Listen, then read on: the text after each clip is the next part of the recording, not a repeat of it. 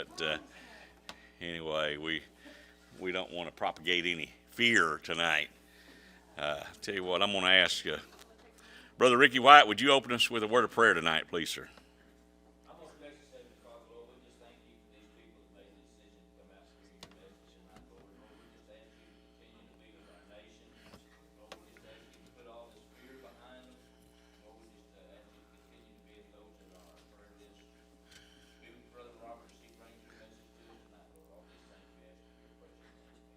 Amen. All right, tonight I want to ask you a question tonight and get your input on it. Is it faith or is it foolishness?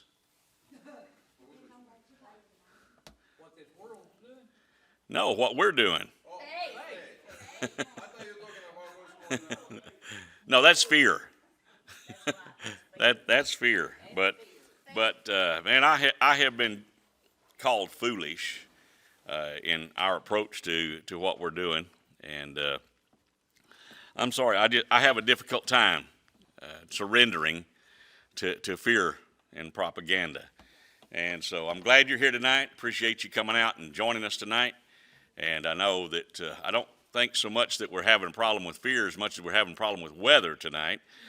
We have that on top of everything else, and kind of looking at the perfect storm, and not necessarily what's coming over, but just everything coming together, and people are just surrendering their faith wholesale. And tonight, it's amazing to me that God planned it so that of so much fear, and God puts us into a study talking about faith. In fact, not only talking about faith, but in the chapter in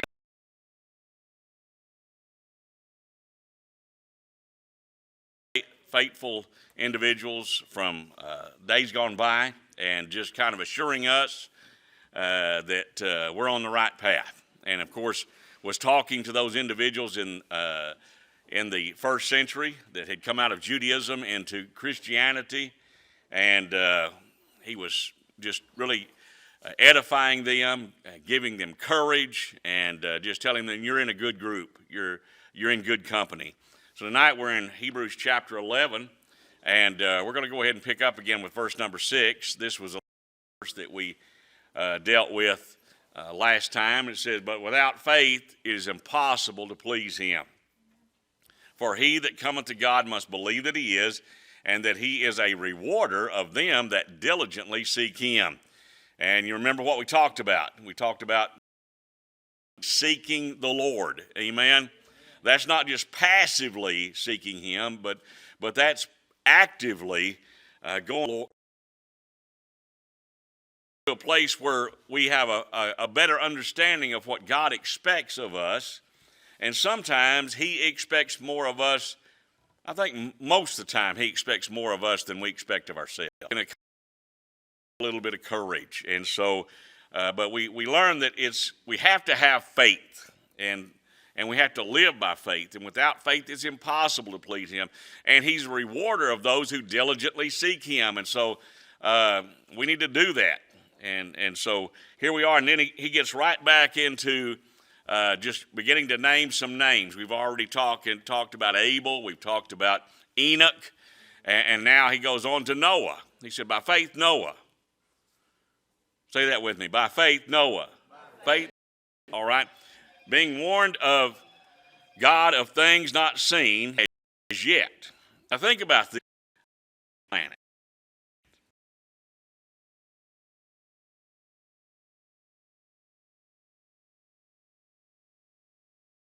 On the face of the earth.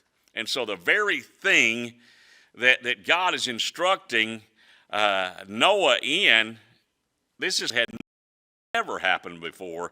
And so it's kind of like we can't say, well, we've never done it like this before, because I'll guarantee you nobody had ever done it like Noah was about to do it.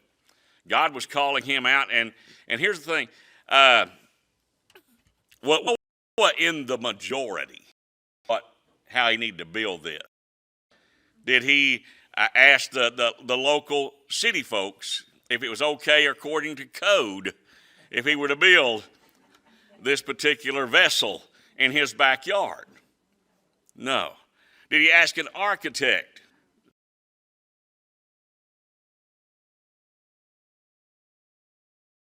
No.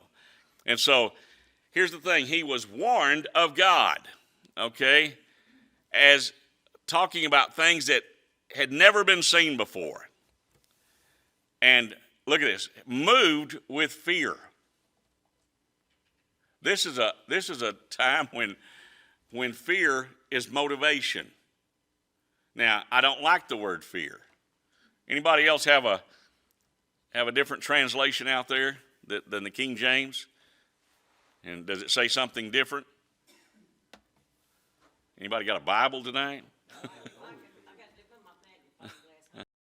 Okay. Okay, mine said, by faith, Noah, being divinely warned of things not yet seen, moved with godly fear. Okay. Prepared an ark for the saving. Okay, you can't take any more. I just need the one. Okay.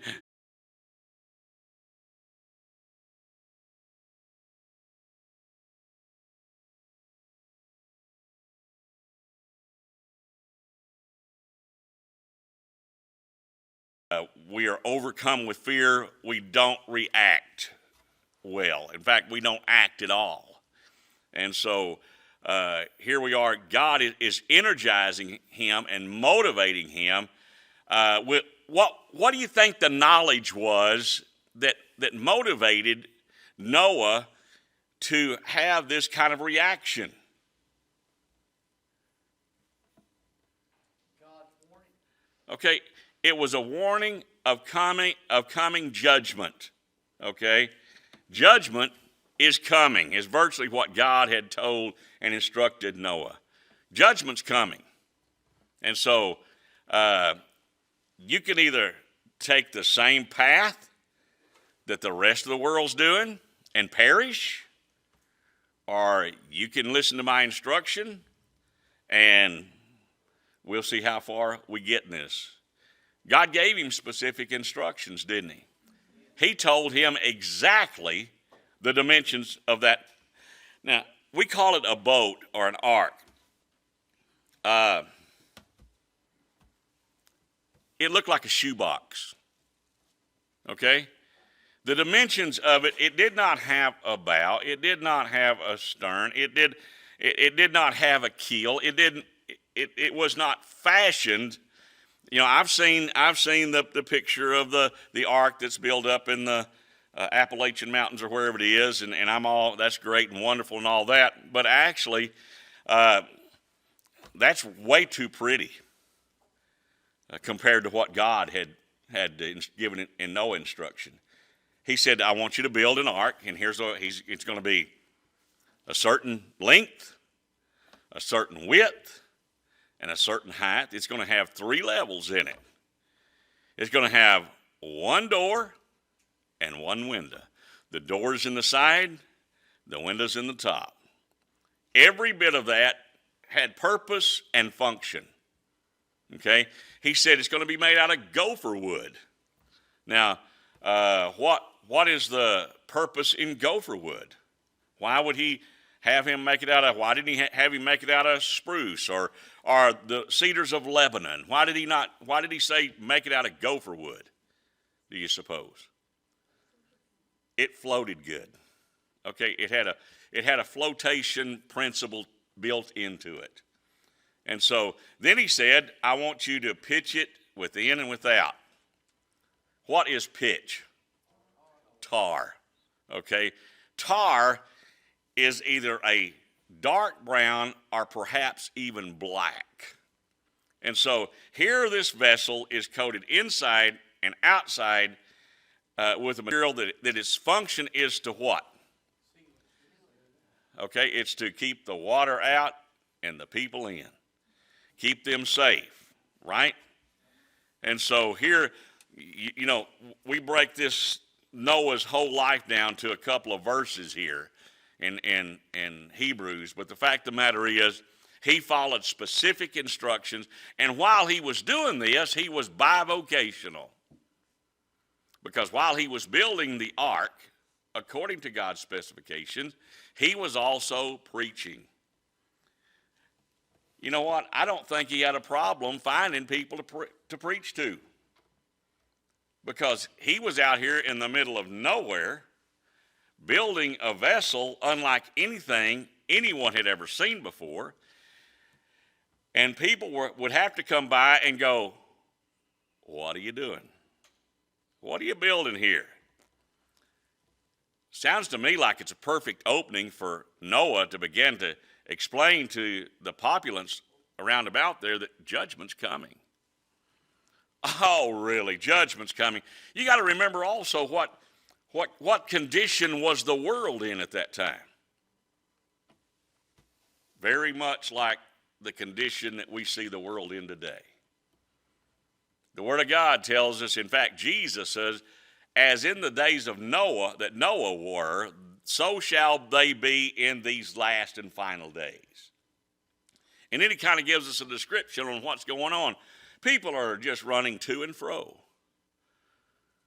Do you know, people were running to and fro. Do you remember what? Let's go take a look at Job for just a minute. Here's Job. We talked about him a little bit in parallel with Enoch last week. Job, what was he known to God as? A man who escheweth evil, right? A righteous man who escheweth evil. And he was rather unique in his day. Satan decides he wants to attack him. So he comes into the presence of God Almighty. And God asked him a question. He said, "What have you been up to now?" And what did Satan say? What? No, that's what God said. But what did Satan say to God? I'm sorry. What did Satan say to God? When he asked him, "What have you been doing?" He said, "I've been going to and fro." Guess what? Sometimes of just going about being busy, we're not fulfilling the will of God. You know, a lot of times we can find busy stuff. To and fro, uneasiness. In fact, we're kind of like reminiscent of what the ocean's like. Do you know the ocean's never still? It's constantly in motion, in and out, to and fro, back and forth, restless. And so that's a description of what it was like in that day. We're living in a restless society. We're living in a society today, people have a difficult time setting people. Or some of them are quarantining themselves, and some are being quarantined, and for a minimum of like 14 days, and people are going stir crazy already because they're going to be cooped up for 14 days, and God forbid if we're cooped up with our kids for 14 days. Right? It could just happen, okay? Like sitting still. We want to be on the move. You know, do what? That's what? That's right. Okay. Just say amen. That'll cover it. Yeah. And so here we go. They're running to and fro. Okay. They're marrying and giving in marriage. Okay. Business as usual. You know, everything. And today we don't have a lot of marrying going on, but anyway, that's another subject. But what it was talking about, not only marrying and giving in marriage, it was also what it was talking about is we don't stay in relationships. That's what that's talking about. We don't continue in relationships. We don't commit. And it talks about education. It says,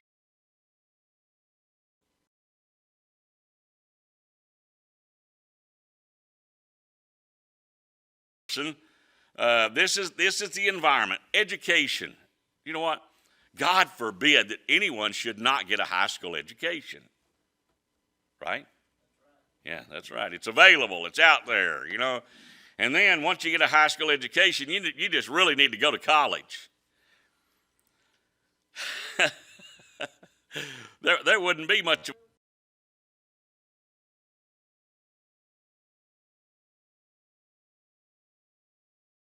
education. But here's the thing.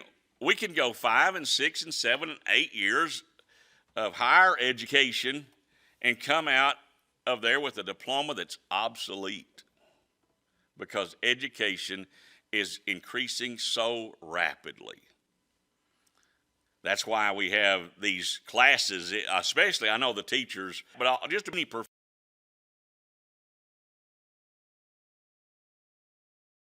there's training sessions pretty much all the time.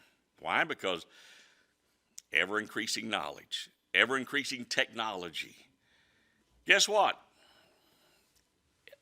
It's not new. That's the way it was in Noah's day. And this was the environment and the society that he was working in. And imagine the news crews coming down there. You think there was news crews?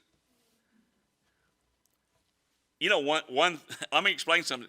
One thing we don't have is a proper history of what the full environment in the world was like in Noah's day. How far had they progressed? Archaeologists are finding things that do not make sense because they are far superior to anything that they thought was available in that day before the flood. And here God says, judgment's coming. Judgment's coming. I mean, the world had all of this. The world was as progressive as it could be at that particular time. Whatever men were thinking, they were doing. I mean, all the way back to remember the Tower of Babel? All this.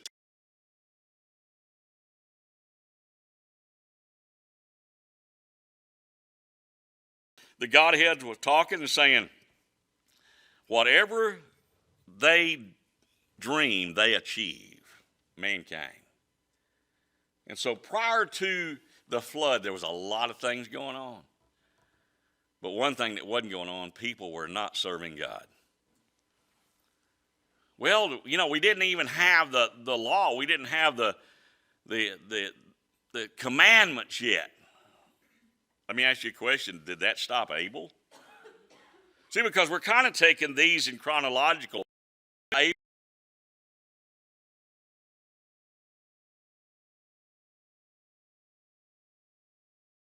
Enoch, from his endeavor of living for God in such a way that he didn't even die. He was translated. He was raptured out.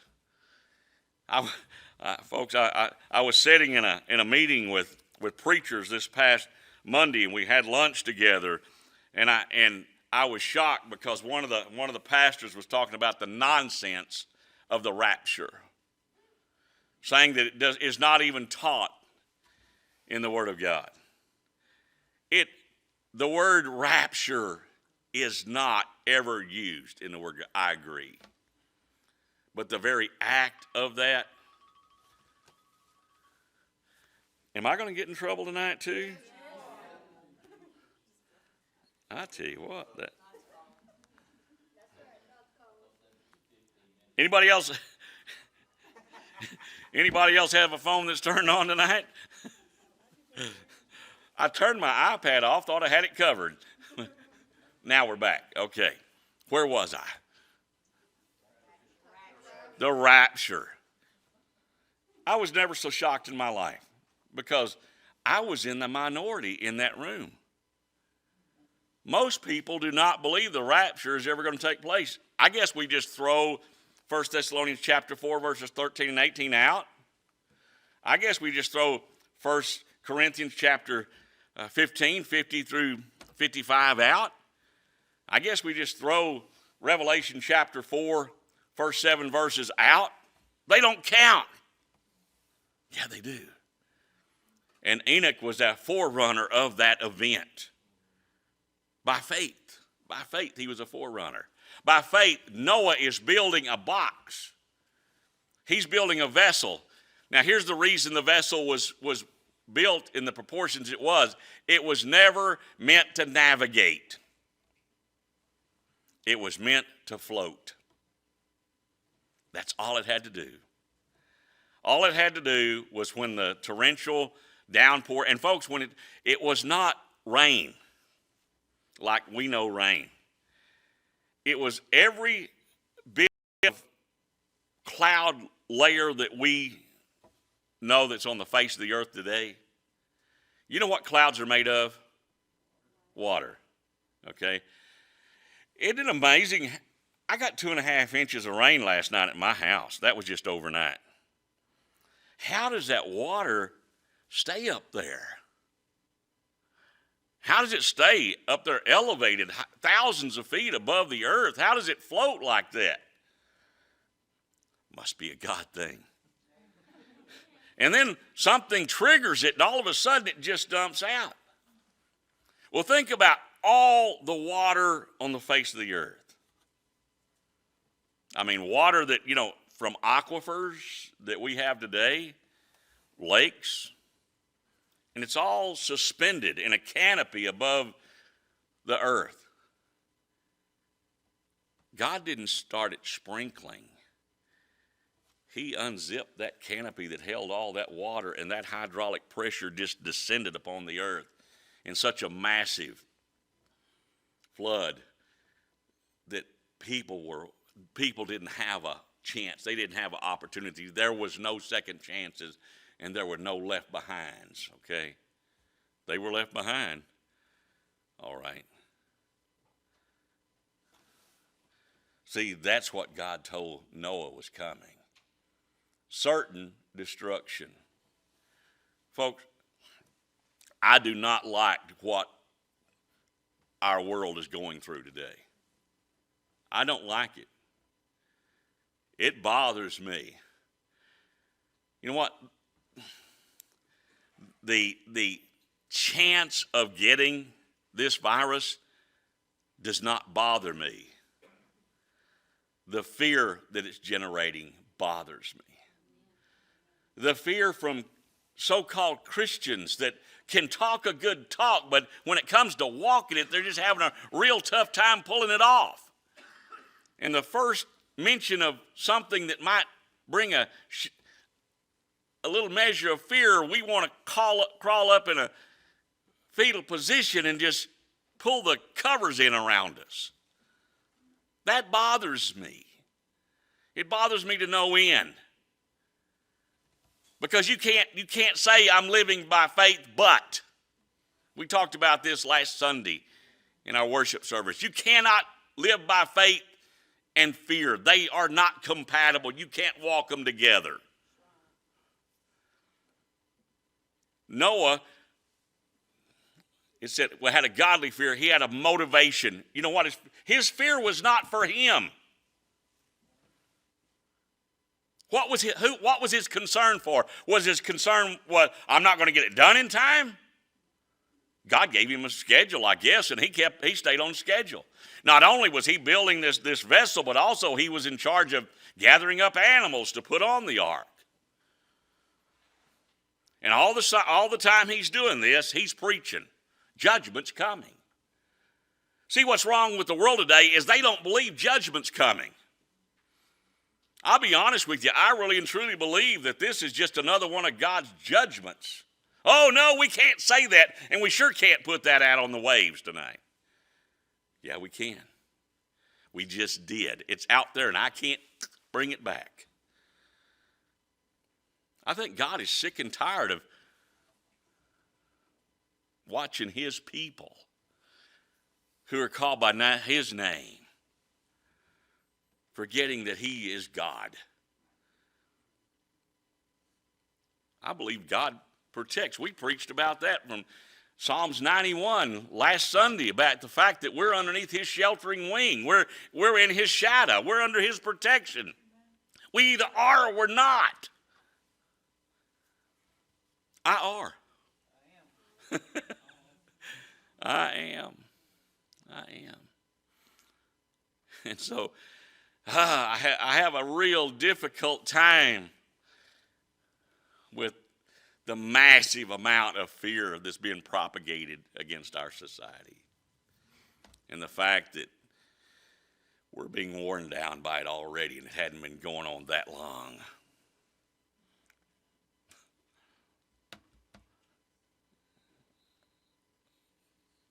I was asked numerous times today if we're going to have church. Folks, it's not going to surprise me within the next couple of weeks if the government steps up and says, you can't meet like that.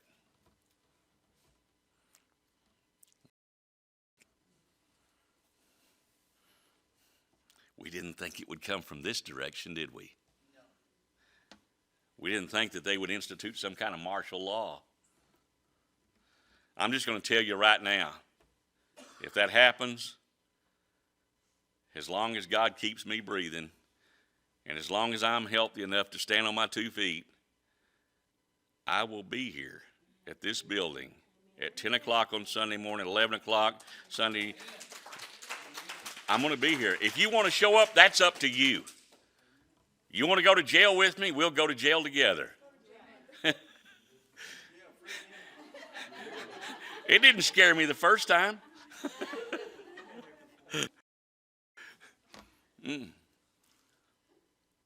He built that ark. And look who he saved. He saved his house. You know what? Let me ask you a question. Can your faith save your household? I'm asking about yours. Is your faith strong enough to save your house?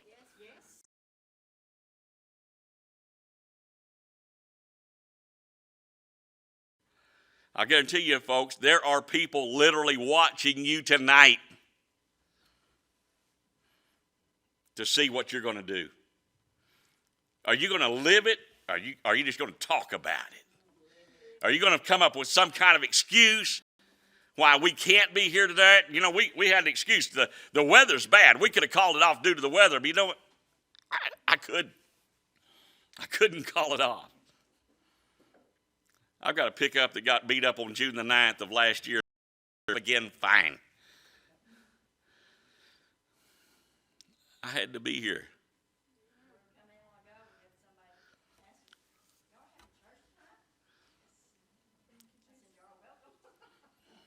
You know why? Because there's not another church in town that's having services tonight. I already knew because I sat with those guys on Monday, and every one of them said, we're not going to do anything more than we have to right now. That's why we're in the mess we're in. It's time for the child of God to stand up. It's time for us to stand up and demonstrate our faith. Brother John, I know you can't break the law. Okay, I'll understand. It'll cost you your job.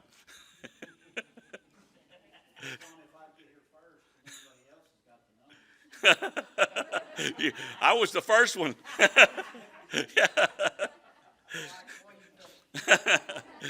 I wouldn't. Oh.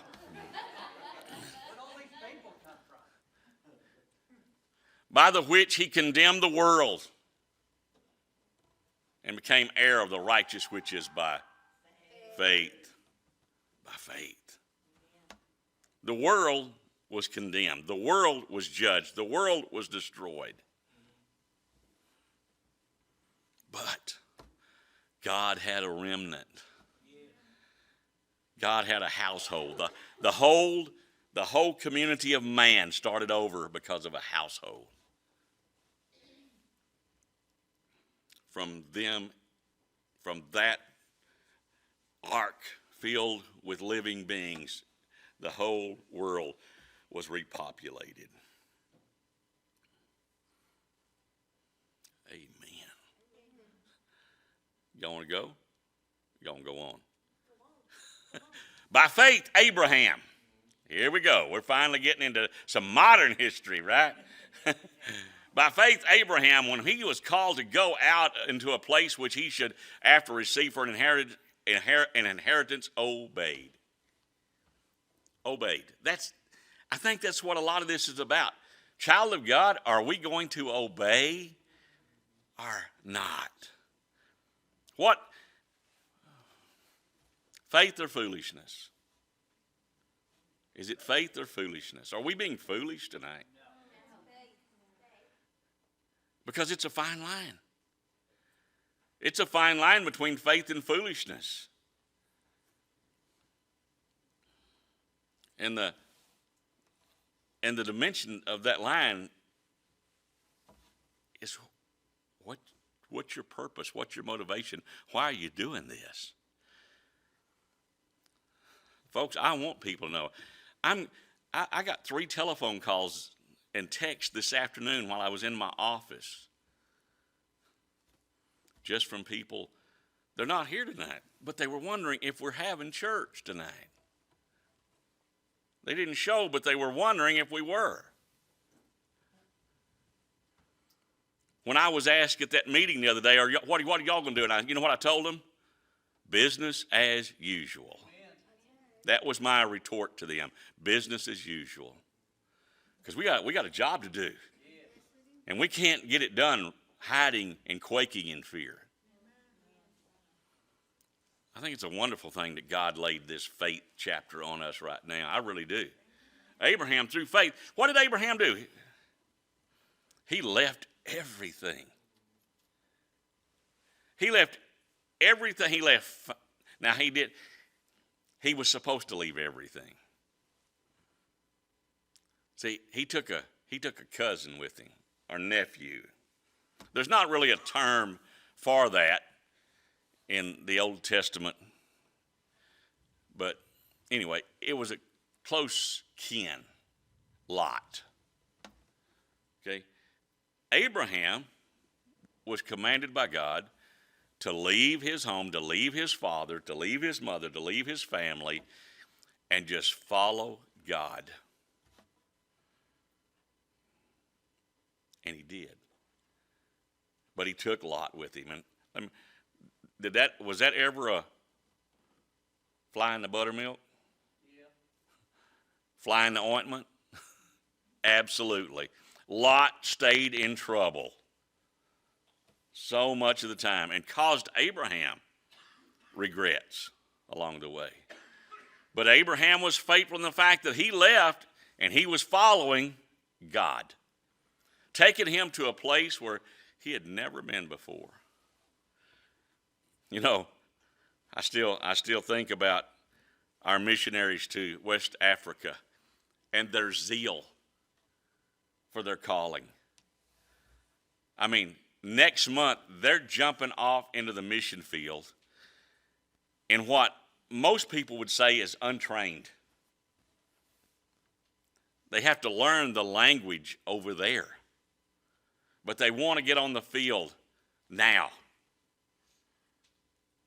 I think there's a reason for that. I think time is short. I think time is very, very short. And whatever we're going to get done, we're going to have to get it done real soon. I'm not sure that we have time to send our young men and women to Bible school, to seminary, and another 4 years training somewhere. I think we're going to have to put them in the express lane. I don't care if they can rightly take the original Greek and translate it. My concern is, do they know Jesus? Are they in love with him to the point that they're willing to obey and jump off into this and do what God calls them to do, not knowing where you're going? See, all of us want to know where we're going. That's why we started out with road maps. I have a book in my pickup. In fact, most of my vehicles, and it's entitled Roads of Texas. And in that, it has every county road every major thoroughfare, every high.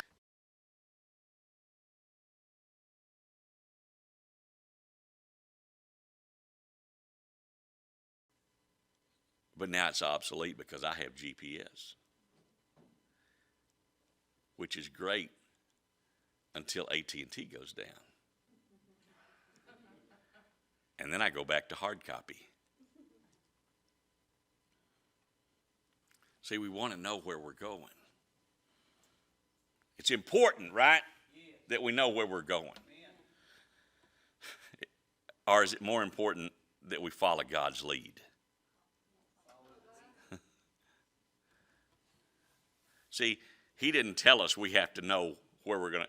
I know where I'm going to end up finally. But I'll be honest with you, I don't know what road I'm going to take getting there. I've taken a few scenic routes along the way that weren't God's plan. And I had to use his GPS to get me back. As long as he knows where I'm going, that's what's important. See, that was the faith that Abraham out on. We're called today.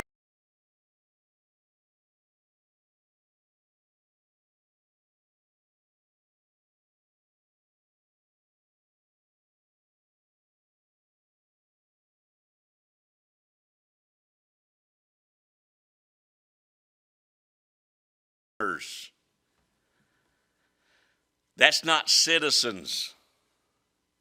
We are sojourners. What does that mean? This world is not my home. I'm just a passing through. My treasures are laid up somewhere beyond the blue.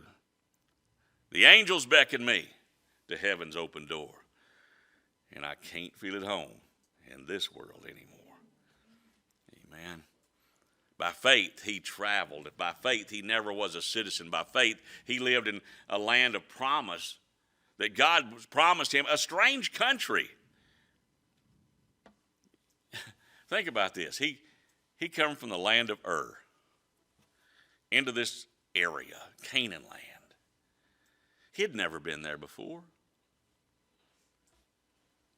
You ever go somewhere you've never been before? This past November, I guess it was, we went on a cruise. I had never been out of the United States. I've been down to Old Mexico a couple of times. But I'm talking about different.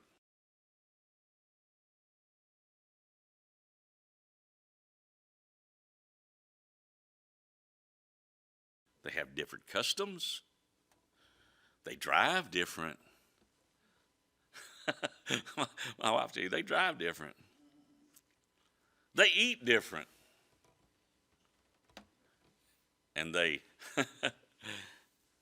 laugh at us sometimes because we're so gullible. Going to a strange place, a strange land. He dwelled in, what's a tabernacle? A tent. What's that tell us about him? It's portable. He's not putting down any roots. He didn't stop. And he didn't fell any trees. He didn't quarry any rocks. He just pitched his tent wherever God says, right here, stop here for the night. That would scare most of us to death, wouldn't it? If we didn't know where we were going to be tomorrow, if we didn't know where we were going to lay our head tomorrow, if we didn't know that we didn't have a house to go to or an apartment to go to or